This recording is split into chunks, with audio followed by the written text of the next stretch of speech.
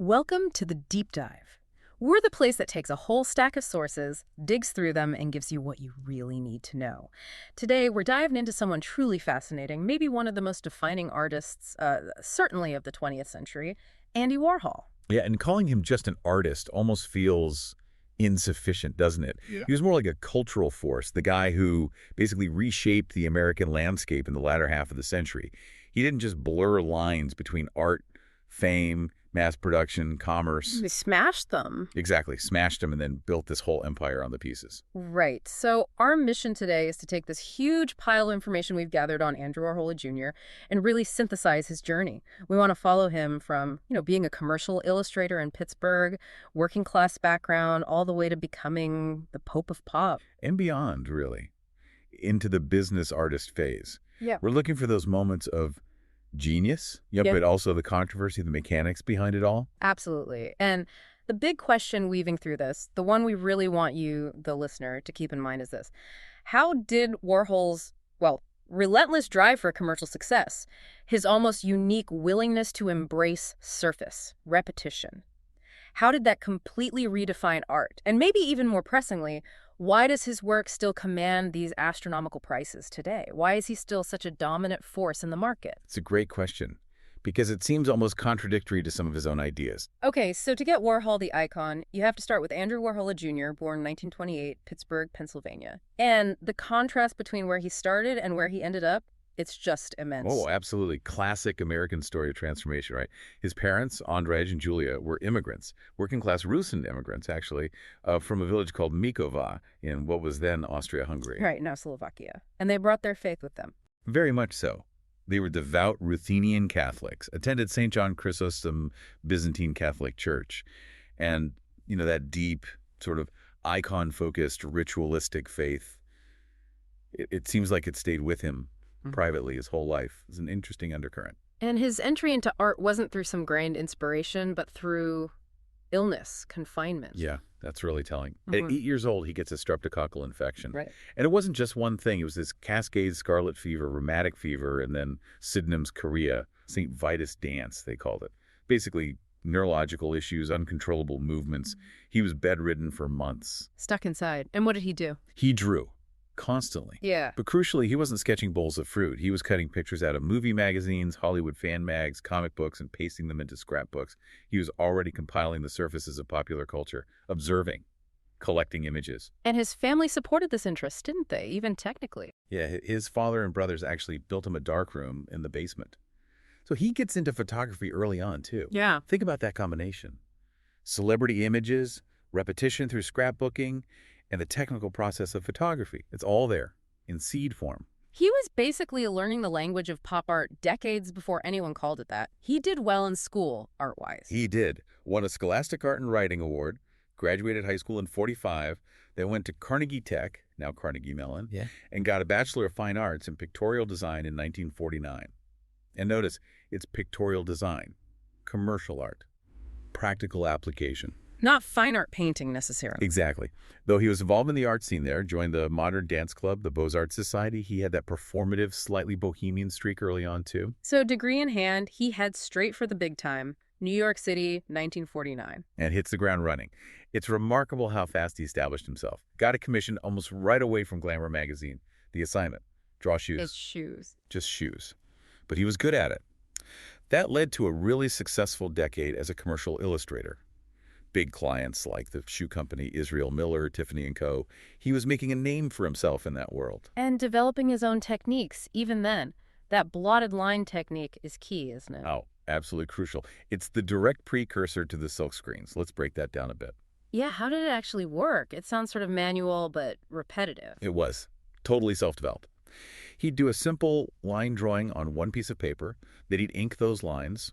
Then, while the ink was still wet, he'd press another sheet of paper, often something absorbent, like tracing paper onto it. And it would transfer, like a stamp. Sort of, yeah. It would blot the ink, transferring the image. Yeah. But the result wasn't perfect, right? It was a bit fuzzy, smudged, unique each time, but clearly from the same source drawing. Ah, so he could repeat the process, not the exact image. Exactly. He could re-ink the original drawing and blot it again and again, creating a series of variations on one theme, a shoe, whatever. He got the repetition, the seriality, but with these slight, almost accidental flaws that gave it a kind of handmade quality within the mechanical process. That's fascinating. He's already thinking about multiples, about imperfection within repetition. Totally. It trained his eye and his thinking. When he moved to silk screening later, it was like upgrading the machinery, but the core idea was already there, thanks to the blotted line. People noticed his style even then, right? Someone said he drew shoes like Toulouse-Lautrec. Yeah, John Cuplands, a photographer, said Warhol gave each shoe a sly Toulouse-Lautrec kind of sophistication. High praise for shoe ads. But it was still ads, commercial work.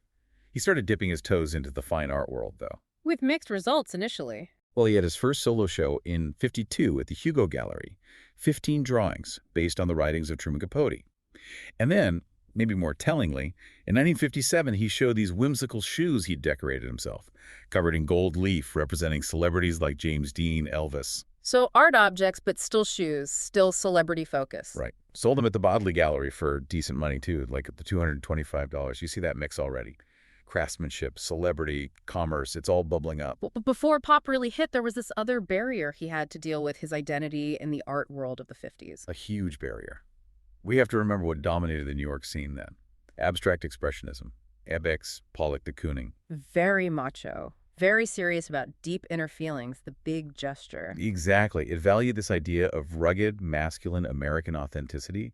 And Warhol, oh, he wasn't that. His early drawings, some homoerotic pieces, male nudes galleries, rejected them flat out in the 50s. They said they were too openly gay, too decorative too. Swish. That must have stung. Probably. But, yeah, Warhol being Warhol, he didn't necessarily hide it or change. Bro. There's that story about the filmmaker Emile D'Antonio criticizing his mannerisms. And Warhol just leaned into it more. Yeah, apparently he found people's discomfort kind of amusing. He turned that perceived vulnerability, that swish identity, into a kind of armor, a persona. How so? By playing up the quiet, the surface level, the refusal to explain, he became this monosyllabic oddity. It was the perfect counterpoint to the Abex guys demanding deep, soul-bearing authenticity.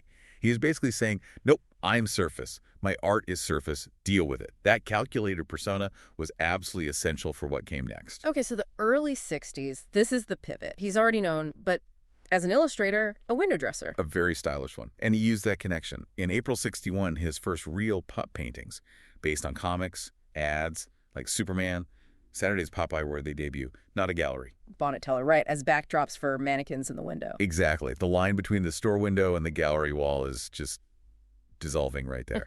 And then comes the technical and conceptual leap in '62, inspired apparently by drawing money, which feels very Warhol. Doesn't it? Perfect. Yeah. He starts seriously using silk screening, learns the technique from Max Arthur Cohn, and this changes everything. How so? More than just a faster technique. Oh, much more. It's moving from that manual, if repetitive, blotted line to a truly mechanical photographic process. He could take existing images, photos, and transfer them directly onto canvas, quickly, repeatedly, and crucially. You could get other people to do it. Bingo. Yeah. He could have assistants pull the squeegee. Mass production becomes possible. He becomes a pioneer of silkscreen as a fine art medium, not just commercial printing. And did he strive for perfection in the prints? That's the brilliant part. No, he embraced the glitches, the off-registration, the ink bleeding a bit, the slight variations that happened in mechanical reproduction. Those weren't errors to be fixed. They were part of the aesthetic, the signature of the machine. So the process itself becomes part of the art. Absolutely. And the public catches on fast. May '62. Time magazine runs a picture of Big Campbell's soup can with can opener, vegetable. By July, that soup can painting is in a museum, the Wadsworth Atheneum, first museum acquisition. And then the big West Coast debut at the Ferris Gallery in L.A. Pop art had arrived. And immediately caused a stir. People weren't happy. Oh, the art establishment was horrified. December '62, MoMA holds this symposium on pop art. The critics are basically accusing Warhol and others of selling out, of capitulating to consumer culture, dragging art down into vulgar commerce. Which ironically gave Warhol the perfect platform for one of his most famous ideas. Right. He flips the script. He doesn't defend against consumerism. He sort of celebrates the democracy of it. Not the product itself, maybe, but the shared experience. The Coca-Cola quote. The Coca-Cola quote is brilliant. What's great about this country is that America started the tradition where the richest consumers buy essentially the same things as the poorest. Yeah, he says, the president drinks Coke, Liz Taylor drinks Coke, and you can drink Coke too. A Coke is a Coke. And no amount of money can get you a better Coke than the one the bum on the corner is drinking. All the Cokes are the same, and all the Cokes are good. Think about how radical that is in an art world, obsessed with uniqueness, with the precious singular object. He's saying the shared, common, mass-produced thing is the real American truth. Exactly. And he didn't just say it, he built a world around it. 1963, he moves his studio to East 47th Street. And it's not just a studio. It's the factory. The factory, capital T, capital F. It becomes this legendary gathering place. You've got intellectuals, drag queens, playwrights, street kids, movie stars, rich patrons, everyone mixing together. It's a social experiment as much as an art studio. Pure Warhol. And the look of the place itself became famous. All silver. Yeah, Billy Name, one of the factory regulars, covered the whole place. Walls, pipes, everything in aluminum foil and silver paint. It gave it this weird, glamorous, industrial, slightly sci-fi, slightly decaying vibe. Utterly unique. And this is where the Warhol superstars emerge. Right. This rotating cast of characters, Edie Sedgwick is probably the most famous early one, but also Candy Darling, Joe D'Alessandro, Ultraviolet, Viva. He just bestowed this title on them. They were his muses, his collaborators, stars in his films, but also, in a way, living art installations themselves, extensions of the Warhol brand. He was using fame to create fame. And the art pouring out of there in the mid-60s. It's the stuff everyone knows, the Marilyn series. Started right after her death in '62, using that publicity still, repeating it, coloring it. Those flavor Marilyns, cherry, lemon, licorice, based on 14 different canvases.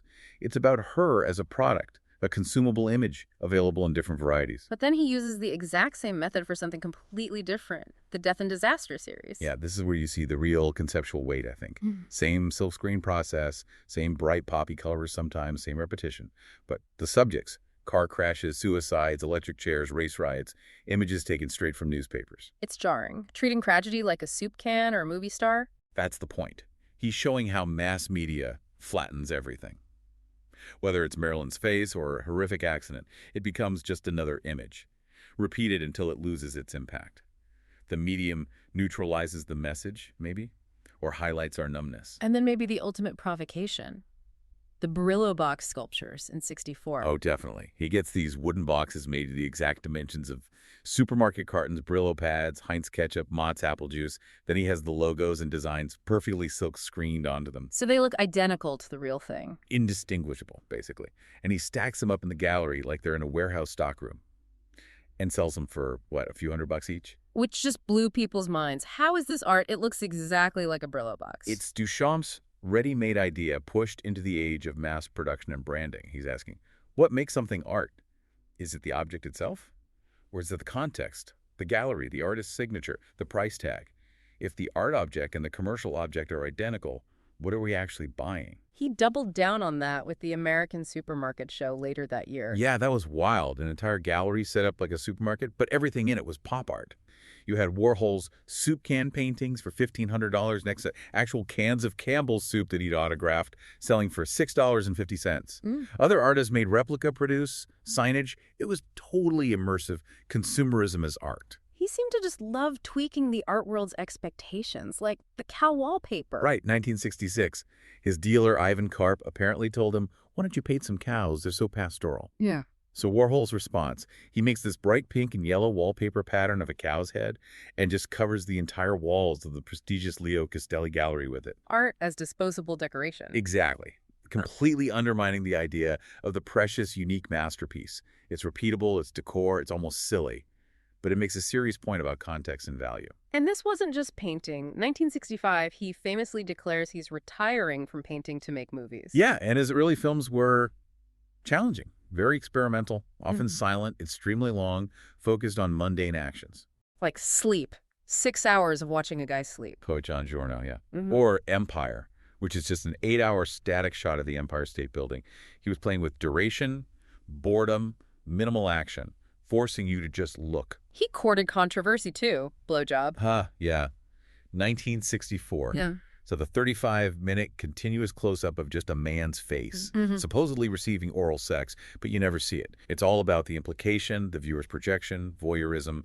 It actually won him an Independent Film Award. And then he branches out even further into music and performance, the Velvet Underground connection. Right, late 65, he basically adopts this unknown experimental rock band, becomes their manager, pairs them with the German singer Nico, incorporates them into these wild multimedia happenings he called the exploding plastic inevitable. What were those like? Sensory overload. The band would be playing their really loud avant-garde music while Warhol's films were projected onto them and around the room, dancers moving through strobe lights. It was immersive, chaotic, influential. And he produced their first album, The Velvet Underground and Nico, the one with the banana on the cover. Famously produced, meaning he paid for the studio time and lent his name and visual identity. That peelable banana sticker was his design. He provided the platform, the cool factor, the connection to the art world. It proves his influence could stretch across painting, film, music, performance. Yeah. He was becoming a multimedia brand. But that whole wild, experimental, anything-goes factory scene, it came to a terrifying end on June 3rd, 1968. Yeah, this is the watershed moment. Yeah. Valerie Solanas, a radical feminist writer, she wrote the STO Manifesto, had a tiny part in one of his films. A man she came into the factory, pulled out a gun, and shot Warhol, and also hit Mario Maya, an art critic who was there. The attack was brutal. Warhol nearly died. He really did. He's critically wounded, underwent extensive surgery, was in the hospital for almost 2 months. Solanas later said he had too much control over my life. She was eventually diagnosed with paranoid schizophrenia. Amaya's injuries were less severe, thankfully. And the physical scars stayed with him forever, right? The corset. For the rest of his life, yeah. He had to wear a surgical corset to hold his organs in place. But the psychological impact, the impact on his art and his whole approach to life, that was arguably even bigger. How did things change after the shooting? Dramatically. The open-door, chaotic policy of the old factory, gone. Security tightened up. The whole atmosphere shifted. It became much more controlled, maybe more fearful. He wasn't taking those kinds of risks anymore. And he explicitly started talking about art differently. He did. He moved the factory eventually to Union Square, and it became less of a happening place and more of, well, an office. He started calling it a business enterprise. Paul Morrissey, his collaborator, helped streamline things. And this is when he says that famous line about business. Being good in business is the most fascinating kind of art. That really becomes the mantra for the next phase of his career.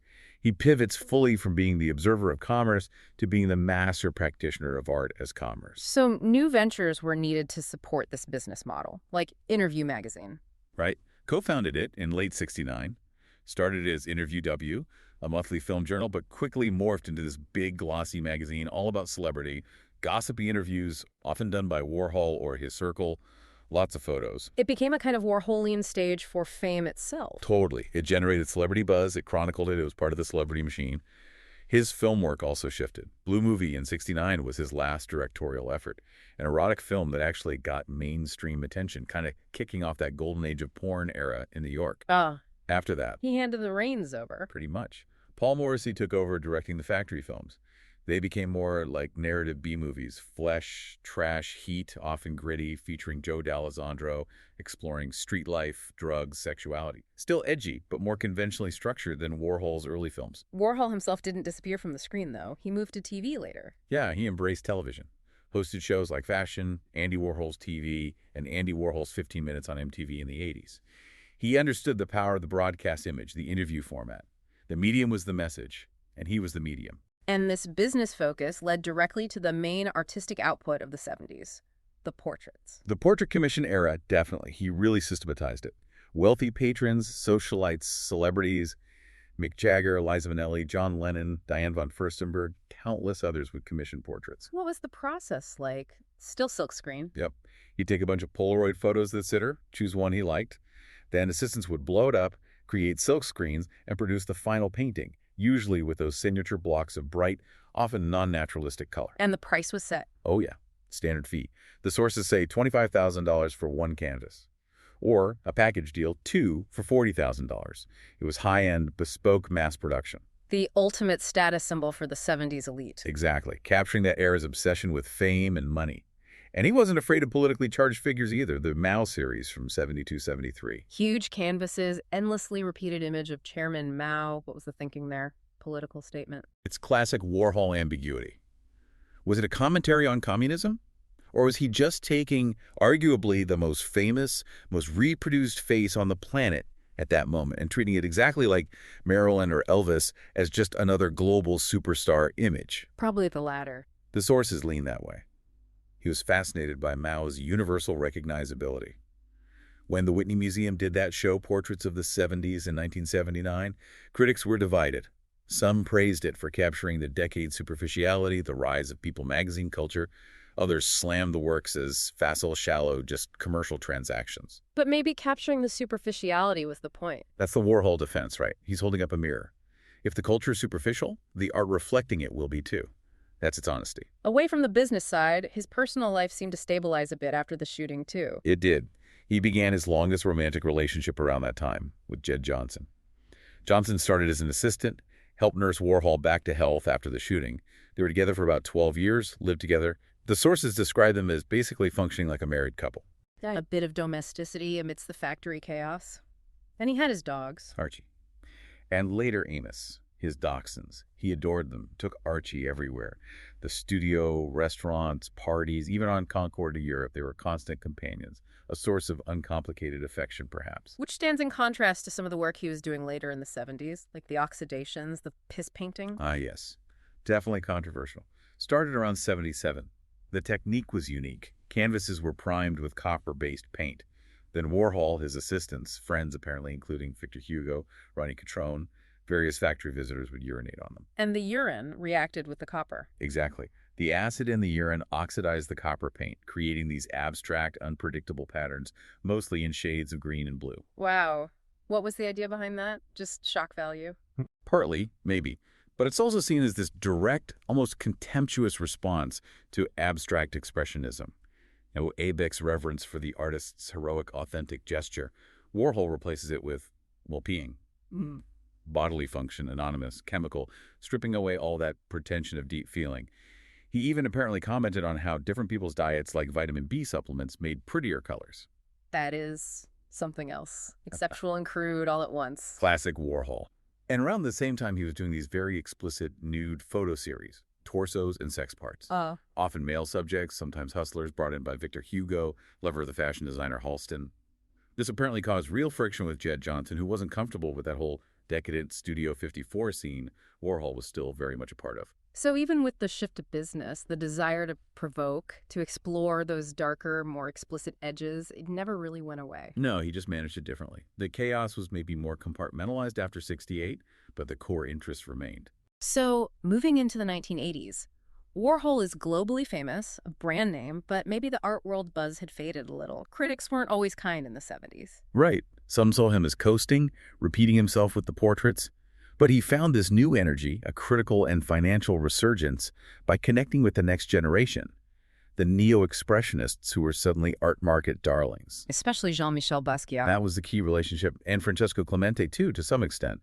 Around '83, Warhol becomes fascinated by Basquiat, this young, charismatic Haitian Puerto Rican artist from the street art scene, full of raw energy. There seemed to be a real, almost father-son dynamic, though complex. And they collaborated. A lot. Extensively. The sources say over 50 large paintings together between '84 and '85. It was a strange pairing, the cool, detached machine of Warhol working alongside the hot, expressive, spontaneous Basquiat. How did that work? Did they paint on the same canvas? Yeah, often Warhol would start, maybe screen an image or a logo, and then Basquiat would paint over it, around it, responding to it with his own figures, text, gestures. Then maybe Warhol would add another layer. What was the reaction? Critically. Mostly negative, actually. A lot of critics dismissed it as a cynical ploy by Warhol to latch onto Basquiat's rising star, to make himself seem relevant again, like Warhol was exploiting him. But Warhol seemed genuinely invested. He did. He called some of the collaborations masterpieces. He seemed energized by it. Said Basquiat pushed him to paint differently, to loosen up. It was clearly an important, if fraught, relationship for both of them.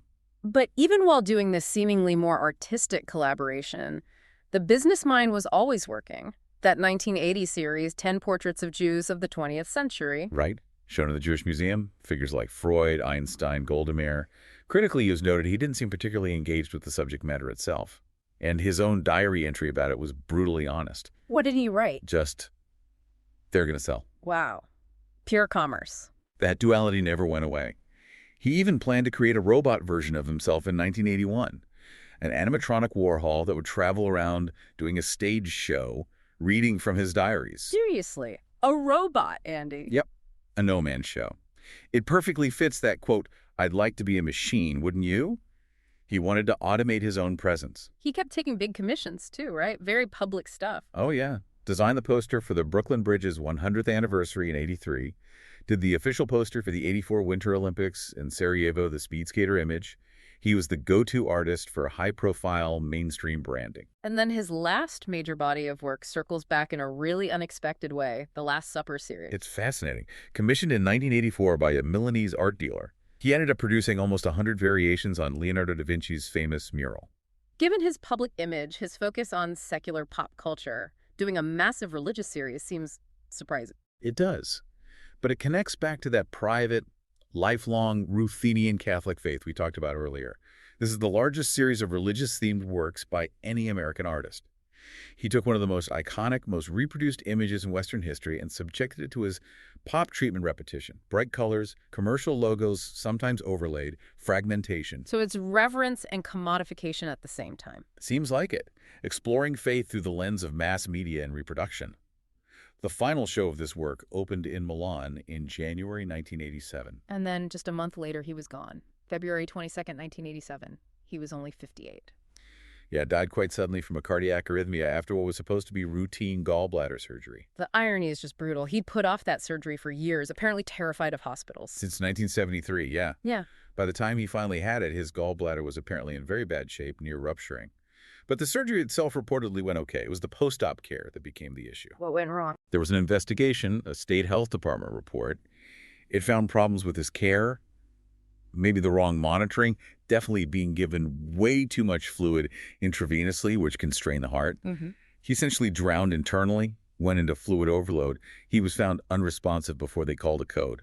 So, preventable. That was the allegation. His family sued the hospital for wrongful death, claiming improper care led to the arrhythmia. The hospital settled out of court fairly quickly for an undisclosed amount. And later analysis suggested maybe the surgery itself was riskier than initially thought because of his age, family history, and all the internal damage from the '68 shooting. A tragic end. But his death, far from ending his story, just seemed to ignite his market value even further. Oh, unbelievably so. He became the absolute benchmark for the contemporary art market. The bellwether, the one-man Dow Jones, as people called him. The prices are just mind-boggling now. Completely. Records kept getting broken.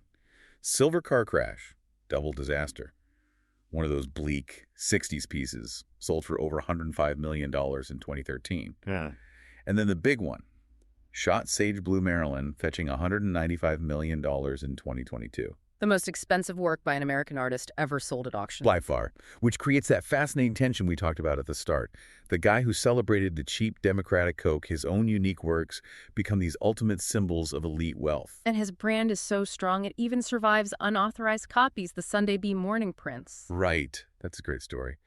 After Warhol had a falling out with some early factory associates in Europe, they apparently kept the original photo negatives and color codes for some prints. And they just started printing their own editions, stamping them, published by Sunday Bee Morning, and fill in your own signature. Totally.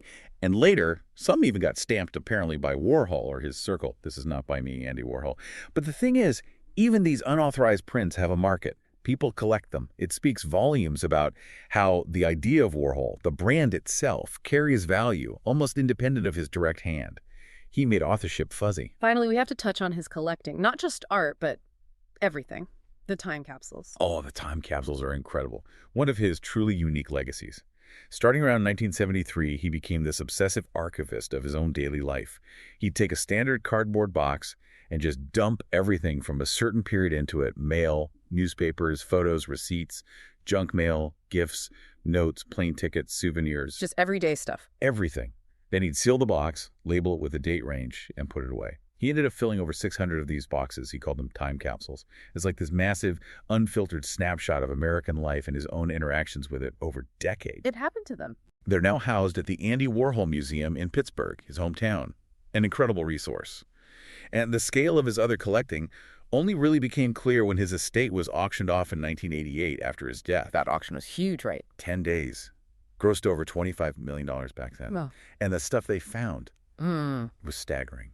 Thousands of items. High art by Basquiat, Liechtenstein, sure, but also antique furniture, Art Deco pieces, American folk art, carousel horses, hundreds of watches. And the cookie jars. The legendary 175 cookie jars, plus Okay. tons of jewelry, Navajo blankets. He was just an obsessive accumulator. Jed Johnson even said he kept wads of cash hidden in his mattress and wore expensive jewelry hidden under his clothes. He lives this very private life of accumulation while projecting this cool, detached surface. The ultimate collector collecting the culture he was simultaneously shaping. So when you try to wrap your head around Andy Warhol, what do you end up with? I think you see someone who masterfully used the actual tools and language of his time, mass production, advertising, celebrity culture. From the early hand-done blotted line to the factory line silk screens to this celebrity Q&A and interview, he took all that and used it to reflect America back at itself. Like a mirror, as people say. Yeah, maybe the most brilliant mirror of our times. He showed us our obsessions, fame, money, products, disasters, but flattened, repeated, maybe forcing us to see them, really see them, in a new way. Without judgment almost, just observation. And he built institutions to carry that legacy forward. The Andy Warhol Museum in Pittsburgh, it's the biggest museum for a single artist in the U.S., right? And the foundation. The Andy Warhol Foundation for the Visual Arts, yeah. It got the bulk of his estate and continues to give out millions in grants to support contemporary art, especially work that's maybe experimental, challenging, kind of in his spirit. He essentially funded the future of the kind of art he pioneered. The business art machine keeps running. Which brings us right back to that central paradox, that final thought for you, the listener, to chew on. Here's this artist who championed the idea that a Coke is a Coke, that mass production creates a kind of equality. His whole philosophy seemed built on the democratic surface of things. So what does it mean when one single painting of Marilyn Monroe by him sells for nearly $200 million? Does that astronomical price confirm his view of art as the ultimate commodity? Or does it represent a total betrayal of that original democratic pop ideal? Where does Warhol the machine end and Warhol the market phenomenon begin? Something to think about. He perfected the machine and the market perfected him, maybe. Thanks for joining us for this deep dive.